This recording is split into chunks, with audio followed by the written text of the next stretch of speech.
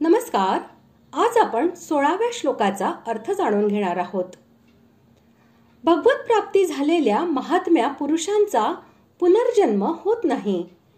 या विधानातून असे प्रकट होते की दुसऱ्या जीवांना पुनर्जन्म मिळतो.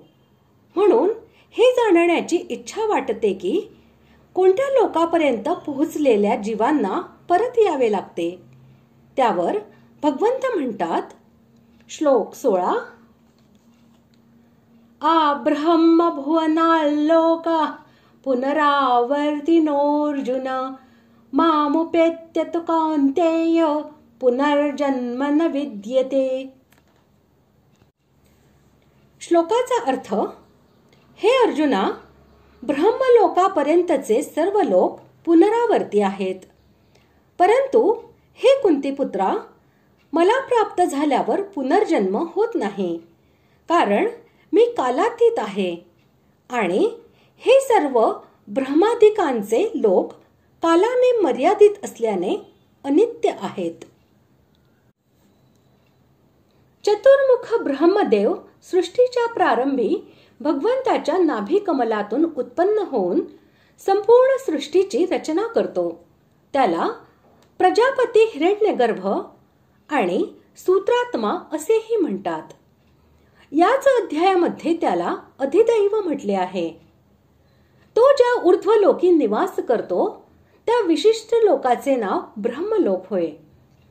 आणि लोका या पदाने भिन्न भिन्न जी लोकपालांची विशिष्ट स्थाने आहेत त्या भू, भुव, स्व इत्यादी सर्व लोकांचा संकेत आहे. आणि आ या अव्ययाच्या प्रयोगाने वरील ब्रह्मलोकासहित त्याच्या खाली जितके विभिन्न लोक आहेत त्या सर्वांचा समावेश केलेला आहे.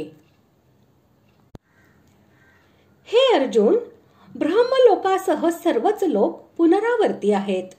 अर्थात ब्रह्मलोक आणि त्याच्या खालचे जितके लोक आहेत त्यात राहणाऱ्या सर्व प्राण्यांना त्या त्या लोकासाठी मिळवलेले पुण्य समाप्त होताच पुन्हा परत यावे लागते. जितक्या काही भोगभूमी आहेत त्या सर्वात ब्रह्मलोकाला श्रेष्ठ म्हटले आहे.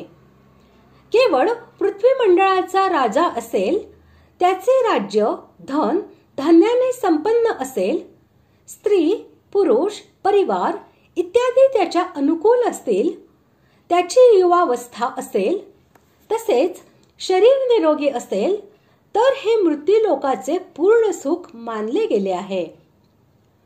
मृत्यूलोकाच्या सुखाच्या 100 पटीने अधिक सुख मर्त्य देवतांचे आहे. मर्त्य देवता त्यांना म्हणतात जे पुण्यकर्म करून देवलोकाला प्राप्त होतात आणि देवलोकासाठी लागणारे पुण्य क्षीण होताच पुन्हा मृत्यूलोकात येतात. या मर्त्य देवतांपेक्षा 100 पटीने अधिक सुख अजाण देवतांचे असते. अजाण देवता त्यांना म्हणतात जे कल्पाच्या आरंभी देवता बनलेले आहेत आणि कल्पाच्या अंतापर्यंत देवता कायम राहतात. या अजाण देवतांपेक्षा 100 पटीने अधिक सुख इंद्राचे मानलेले आहे.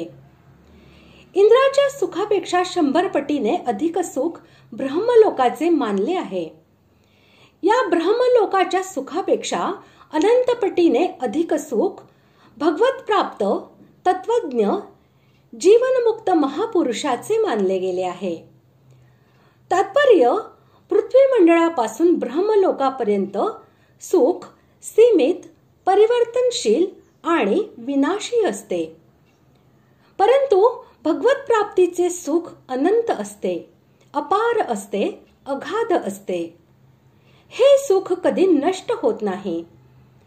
अनंत ब्रह्मदेव, अनंत ब्रह्मांड समाप्त झाले तरी हे परमात्मा प्राप्तीचे सुख कधी नष्ट होत नाही, सर्व काळ कायम राहते. पुनरावर्ती म्हणजे वारंवार नष्ट होणे आणि उत्पन्न होणे हा ज्यांचा स्वभाव असतो आणि ज्यांच्यामध्ये राहणाऱ्या प्राण्यांची मुक्तता होणे हेही निश्चित नसते, त्या लोकांना लोकांना पुनरावर्ती असे म्हणतात. अशा प्रकारे आज आपण 16व्या श्लोकाचा अर्थ जाणून घेतला. पुढील भागात आपण 17व्या श्लोकाचा अर्थ जाणून घेऊया. धन्यवाद.